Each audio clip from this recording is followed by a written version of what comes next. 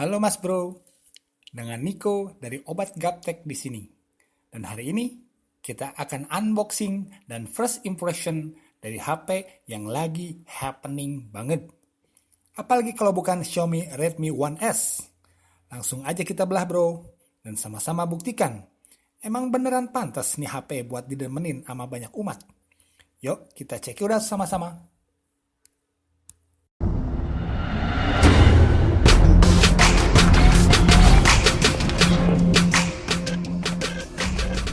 Pertama kita lihat di sini ada semacam petunjuk garansi dan alamat service center di seluruh Indonesia yang di cover oleh Teletama Arta Mandiri atau yang lebih dikenal dengan sebutan TAM. Yang sudah teruji dan sesuai pengalaman pribadi saya sendiri, pelayanan garansi TAM ini salah satu yang terbaik. Cakupan layanan garansinya ada di Jakarta, Banten, Bogor, Bali, Balikpapan, Bandung, Medan, Palembang, dan Pontianak. Buat yang masih belum ngeh juga sama TAM ini masih anak perusahaan dari Era Jaya. Dan kalau yang pernah punya BB bergaransi resmi atau punya HP merek lokal yang namanya Venera, pasti udah nggak aneh sama yang namanya garansi TAM. Sorry bro, gue agak lama ngobrolin garansi. Soalnya gue anggap ini penting karena Xiaomi ini brand baru di Indonesia. Dan gue pribadi juga sempat mempertanyakan, ntar kalau nih HP ada apa-apa, gue kudu bawa kemana? Dan ini dia pandangan pertamanya. Cukup bikin jatuh cinta. Ternyata terlihat cukup solid juga. Build quality-nya oke. Back cover-nya ternyata warnanya oke juga.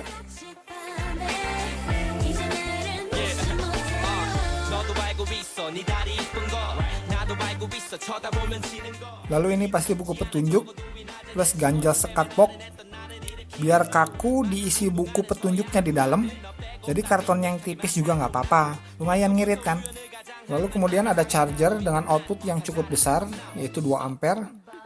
Jadi harusnya ngecasnya bisa lebih cepat nih.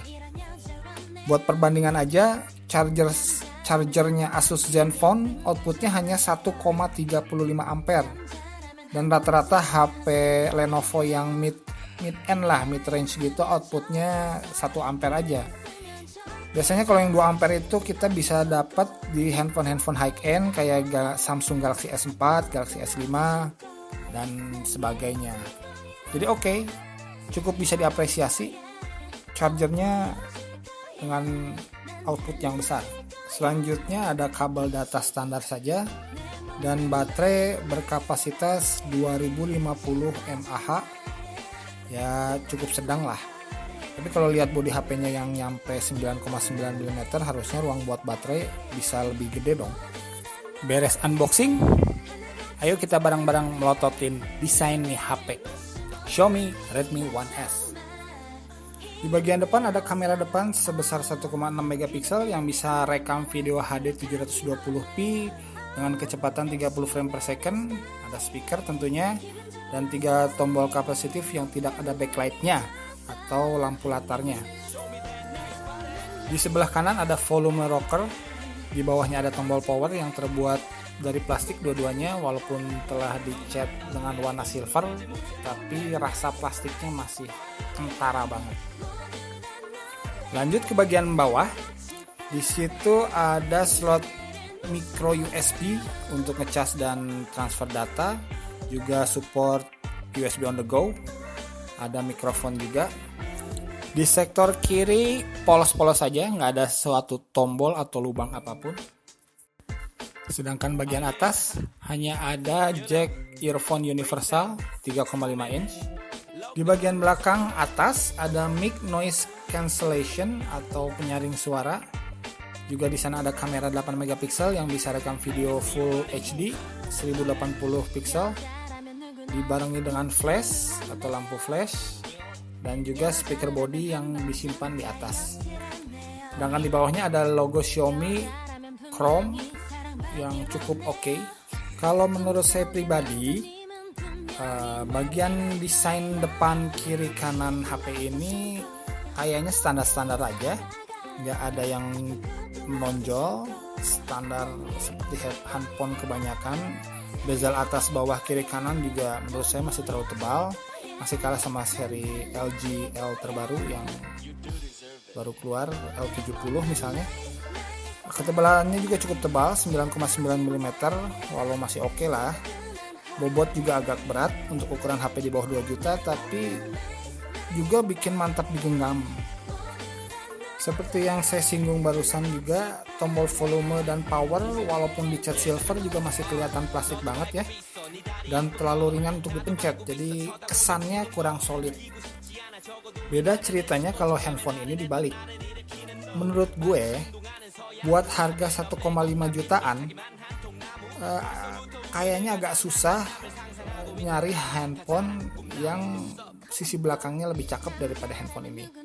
Paling ada di situ Acer Z5 atau Asus Zenfone 4 yang oke lah, sama sekelas lah. Tapi menurut saya back casingnya sangat bagus dan mirip polikarbonat walaupun masih plastik.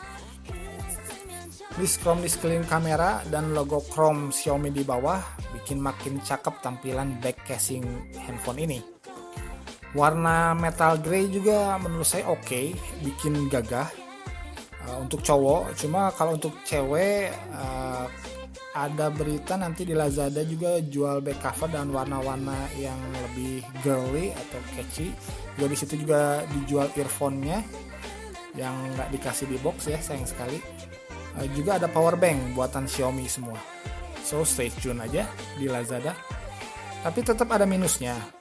Back cover menurut saya sedikit mudah tergores, dan minyak kalau di tangan itu relatif lebih mudah menempel di back cover.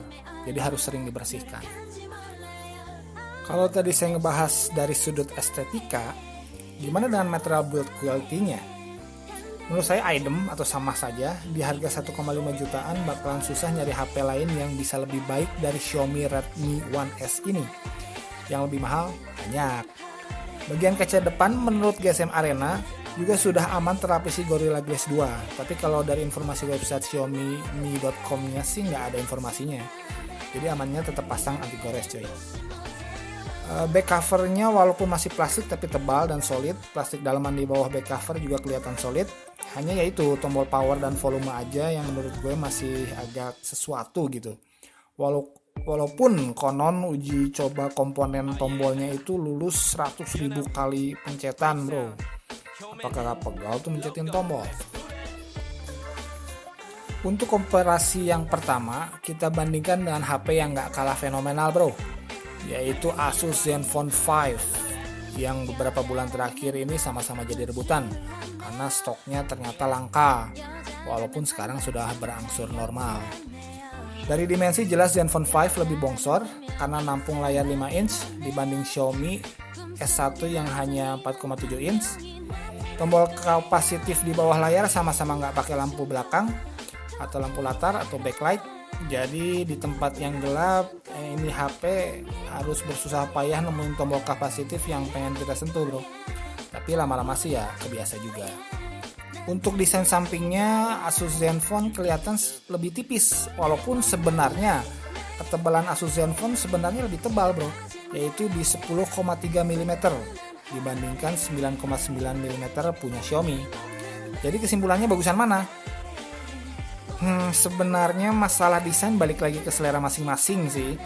Tapi kalau menurut gue sendiri, gue pribadi nih ya, tampilan depan gue lebih demen sama Asus bro. Dari samping Asus juga lebih meyakinkan. Selain kelihatan lebih tipis, tombol power dan volumenya juga lebih berkelas kelihatannya. Beda ceritanya dengan desain belakang. Aneh lebih prefer dengan desain Xiaomi. Kelihatannya lebih solid dibandingkan Asus. Logo Mi yang kinclong di bawah juga ngebantu bikin oke. Desainnya lebih oke, sedangkan Asus juga nggak jelek-jelek sebenarnya. Hanya plastiknya terkesan kurang solid. Dan logo Asus di belakang kelihatan hanya dicat saja. Dan kalau di baju tuh kayak sablonan bro. Handphone perbandingan berikutnya gue coba bandingin dengan Galaxy S4. Loh kenapa nggak Galaxy S5 yang lebih baru? Ya bang punyanya hanya ini, ngejel. Tapi sudahlah. Desainnya ya jelas beda, karena kelasnya juga beda. Harganya juga hampir 4 kali lipat. Tapi kalau menurut gue, Xiaomi itu nggak kalah-kalah banget sih, masih bisa ngimbangin lah, terutama di bagian belakang atau back covernya. Tapi yang saya ingin soroti di sini, kalau dibandingkan dengan Galaxy S4, kelihatan sekali Samsung Galaxy S4 ini punya layar 5 in, tapi punya dimensi yang lebih kecil dibandingkan Xiaomi yang layarnya lebih kecil, yaitu 4,7 in. Nah, itu menunjukkan bahwa bezel sekeliling layar Xiaomi sebenarnya masih bisa dirampingkan lagi. Dan terakhir, gue mau bandingin nih HP dengan tablet gue, Sony Xperia Z Ultra.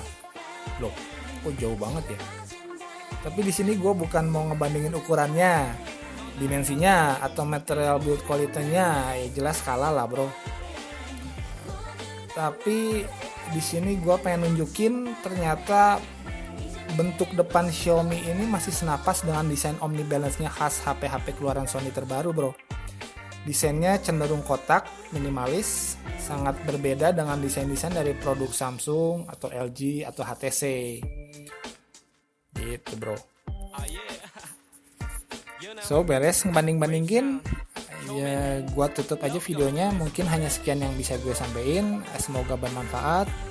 Dan tentunya mohon maaf bila ada salah-salah kata.